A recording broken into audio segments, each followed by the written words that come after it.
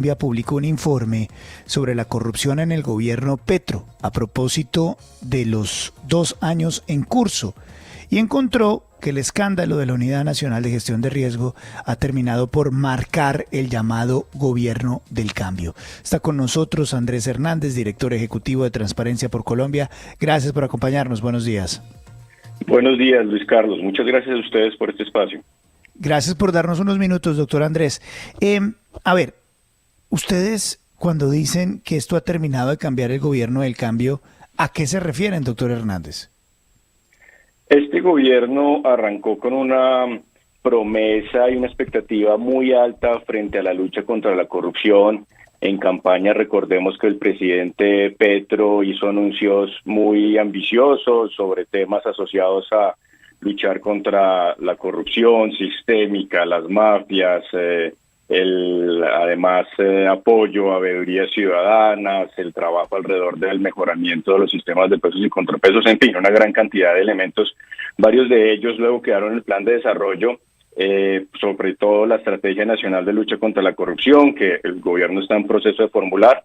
Pero lo que vemos 2 años después es que, si bien ha habido una buena cantidad de iniciativas por parte del gobierno en esta materia, los escándalos de corrupción que han estado marcando estos últimos 2 años, pues terminan afectando fuertemente cualquier esfuerzo que esté haciendo y, por lo tanto, la credibilidad sobre el gobierno en esta materia. Entonces, este balance es crítico frente a esfuerzos que, por un lado, podrían ser pertinentes, pero que de fondo están siendo opacados por lo que la ciudadanía está conociendo alrededor de escándalos como la Unidad de Gestión de Riesgos, los escándalos alrededor de la presunta financiación irregular de la campaña del presidente, entre otros aspectos.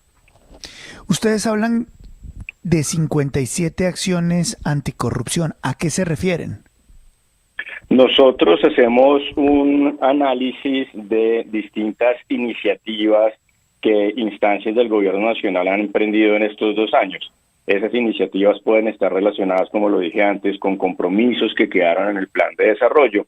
Y entonces analizamos qué ha hecho la Secretaría de Transparencia, la Presidencia de la República, el Departamento Nacional de Planeación, distintos ministerios en esta materia, y identificamos esas 57 acciones, las agrupamos, las analizamos, y lo que vemos es que varias de ellas evidentemente son pertinentes para el contexto, pero la gran mayoría están en progreso o falta formularse una acción más concreta. A mitad del gobierno, de estas 57, 41 están, digamos que, pendientes. Eso significa que todavía falta un acelerador mucho más fuerte a esas acciones, que se tienen que sumar además con no solamente discurso de compromiso en esta materia, sino realmente a blindar mucho más los recursos públicos que el gobierno tiene a su cargo. Doctor Hernández, buenos días. Lo saluda William Calderón. Para tener referentes, para tener una manera de comparar y saber qué tan grave lo que está ocurriendo en el gobierno del presidente Petro, ¿qué tan corrupto es este gobierno comparado con gobiernos anteriores que ustedes han vigilado? Buenos días, William. Esa pregunta es difícil de responder, digamos, desde un elemento que pueda ser 100% comparable entre un gobierno y otro. Tenemos varios indicadores, por ejemplo, el índice de percepción de corrupción de Transparencia Internacional, que lo que nos muestra es que ha habido una tendencia de mejora en ese puntaje del país entre el 2012 y 2024, pero eso hay que complementarse con otros indicadores. Por ejemplo, vemos la encuesta de Inbamer Gallup, que nos está marcando distintos momentos de cómo la ciudadanía está viendo este problema, grandes picos en años anteriores, por ejemplo el escándalo de Brecht en el periodo Santos, el escándalo de centros poblados en el periodo de Iván Duque, y ahora pues el escándalo que tenemos con UNGRD, que no ha marcado tan alto como los otros dos que acabo de mencionar, pero que sí significa un incremento de 12 puntos en el pesimismo sobre la corrupción en el país a lo largo del gobierno Petro, desde el momento en que arrancó en agosto de 2012. Agosto de 2022. Otras maneras de analizar qué tanto está variando o no esta situación pues tiene que ver con justamente esos escándalos que se van materializando. Uno no podría evaluar únicamente un gobierno por escándalos, sino también por las medidas que se toman, y al final la conclusión es que otra vez, si bien ha habido anuncios importantes, no estamos evidenciando unos esfuerzos suficientemente de fondo y además que cambien la opinión que tiene la ciudadanía sobre lo dramático que está haciendo esta problemática en el país. Doctor Andrés, un gusto saludarlo, es Juan Lozano. Me queda claro por lo que usted nos dice que, digamos, la promesa de cero corrupción, que iba a cambiar el tema en materia de corrupción, no se cumplió y que, igual que pasaba en los gobiernos pasados, seguimos manteniendo unos hechos muy graves de corrupción. La pregunta es, ¿pasará algo distinto? Porque también la sensación es que en Colombia se destapan los escándalos, pero luego no hay consecuencias judiciales para muchos de los implicados. ¿Cómo percibe usted eso? ¿Usted cree que en el caso, por ejemplo, de la unidad de gestión de riesgo, va a terminar gente aparte de Olmedo en la cárcel? ¿Van a llegar hasta peces gordos? ¿Va a actuar la justicia? ¿Cómo lo percibe?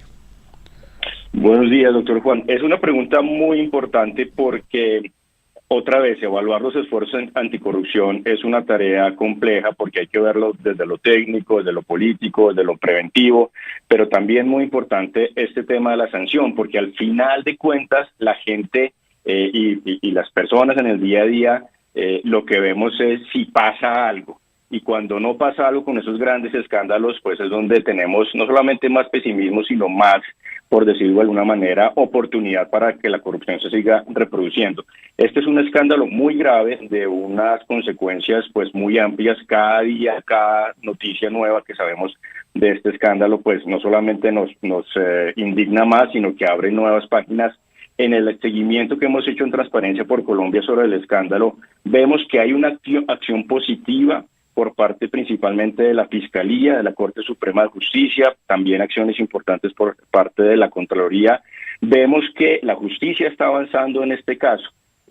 Habrá que ver, por supuesto, en qué terminan estas indagaciones. Pareciera que el material probatorio que tiene la Fiscalía es suficientemente fuerte como para poder avanzar justamente con imputaciones en firmes. Y sí tenemos la expectativa desde la ciudadanía de que pase algo. Esperamos además que la Corte Suprema, como lo ha hecho de manera responsable, pues siga avanzando en estas indagaciones.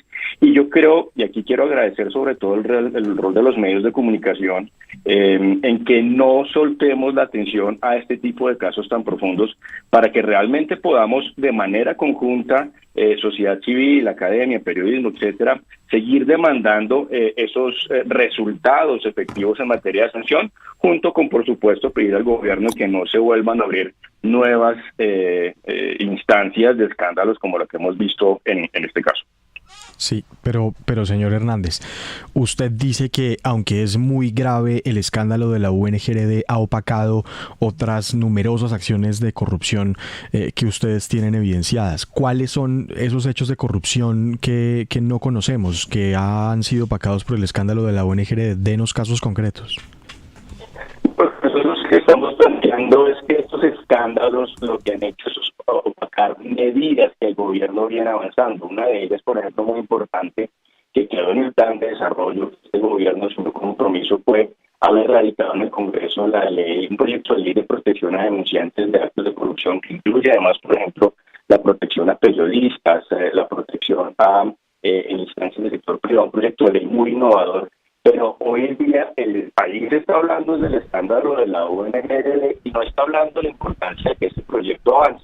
No estamos hablando además, por ejemplo, de la importancia que le está dando la Agencia de Defensa Jurídica a la reparación de víctimas cuando se trata de actos de corrupción. La semana pasada, si mal no estoy, supimos de avances en condenas a protagonistas de centros poblados y eso pues pareciera que frente a los escándalos que vivimos pues no logramos hacer una buena recordación de que en efecto sí están avanzando cosas. Por ejemplo, en el ámbito ambiental ha habido una apuesta importante de este gobierno en información ambiental, fortalecer los mecanismos de transparencia y de denuncia, pero otra vez, eso pareciera que son esfuerzos que terminan borrados de alguna manera por los grandes escándalos que estamos viviendo en este momento. Sí, Andrés, y en materia de paz, pues, que fue otra de las promesas de este gobierno, tampoco. Pues ese es un tema supremamente interesante porque cuando arrancamos el periodo de gobierno del presidente Petro hicimos un análisis sobre el nivel de apertura, de información, de transparencia que había en la contratación en los últimos años asociada a la implementación del acuerdo con las FARC. Encontramos pues muchas debilidades, muchos desbalances regionales, falta de información a contratos, etcétera, y ha habido un interés por parte de este gobierno en que esa información esté más dispuesta a la ciudadanía. Ha pasado en algunos casos, vimos el Fondo Colombia en Paz, por ejemplo, divulgando mucho más su contratación. Hemos visto el Departamento Nacional de Planeación abierto a mejorar la metodología para la convocatoria de proyectos de Locat Paz. Recordemos que fue un gran escándalo hace un tiempo, y entonces parece que esos avances van tomando forma, pero deberían ser mucho más contundentes. Hoy realmente deberíamos tener incluso estas lecciones aprendidas para los procesos de paz total, que ya hemos visto en lo de UNGRD, que pareciera que incluso hubo algunas consecuencias en términos de presunta corrupción en esa materia. Entonces, pareciera que no hemos aprendido la lección de fondo y que no terminamos de replicar esas lecciones aprendidas en otros ámbitos que se van abriendo en el día a día del país. Andrés, cuando ve uno la calificación que le pone Transparencia a Colombia, por supuesto en lo que tiene que ver con la lucha contra la corrupción, pues es de 43 puntos sobre 100. Si uno compara, y además llevamos 5 años en esas, cuando uno compara eso con calificaciones de otros países de la región, por ejemplo, Uruguay tiene 73 y Chile tiene 66. Hay otros que están peor, naturalmente, pero ¿no es vergonzoso eso en 43 sobre 100 con tanta lucha que anuncian contra la corrupción? Es completamente vergonzoso. Nosotros en Colombia tenemos casi que décadas de historia en generar leyes, marcos normativos, instituciones, etcétera, por supuesto muy importantes, pero sigue habiendo una brecha muy grande entre el espíritu de esas leyes y la implementación real de las mismas, que lleva, por lo tanto, entre otras cosas, a seguir perpetuando esta situación de grandes escándalos, que sobre todo los datos lo que nos están diciendo es que están asociados a la gran corrupción. Este es un término que en Transparencia Internacional utilizamos cuando estamos evidenciando corrupción de alto nivel que tiene asociada a tomadores de decisión del Estado en altas esferas, que involucra grandes presupuestos, pero además que genera unos impactos en derechos humanos muy fuertes. Ahí es donde Colombia tiene que hacer una diferencia mucho más grande. Pareciera que los indicadores que tenemos en otros ámbitos, por ejemplo, de victimización, el reporte de pago de sobornos para acceder a servicios públicos, no es tan dramático, cuando en realidad los de gran corrupción sí lo son. Y entonces, mientras que no ataquemos mucho más frontalmente esa corrupción política, esa corrupción que le abre la puerta a desviar y amañar contratos, va a ser muy difícil que logremos superar esa calificación, que debería estar por lo menos en 50. Cualquier puntaje en ese indicador por debajo de 50 significa que tenemos niveles de percepción muy significativa en el sector público de un país. Don Andrés, solo me podría repetir nuevamente, comparativamente con otros gobiernos, ¿cómo quedamos entonces en este gobierno, comparativamente? Pues comparativamente con gobiernos anteriores en Colombia, el estado en el que estamos sigue siendo bastante precario. Estamos hablando de una promesa que no se está cumpliendo lo suficiente. Lastimosamente no hay un solo comparador, indicador que podamos plantear respecto a que uno u otro gobierno es más corrupto, pero sí podemos plantear que las medidas que se han tomado en este gobierno necesitan ser mucho más coordinadas, necesitan de una visión estratégica. La Estrategia Nacional de Lucha contra la Corrupción está pendiente desde el 2018 y ahí es donde tenemos que seguir avanzando. 7 de la mañana, 34 minutos. Es Andrés Hernández, director ejecutivo de Transparencia por Colombia. Gracias por darnos unos minutos aquí en la FM. Es usted.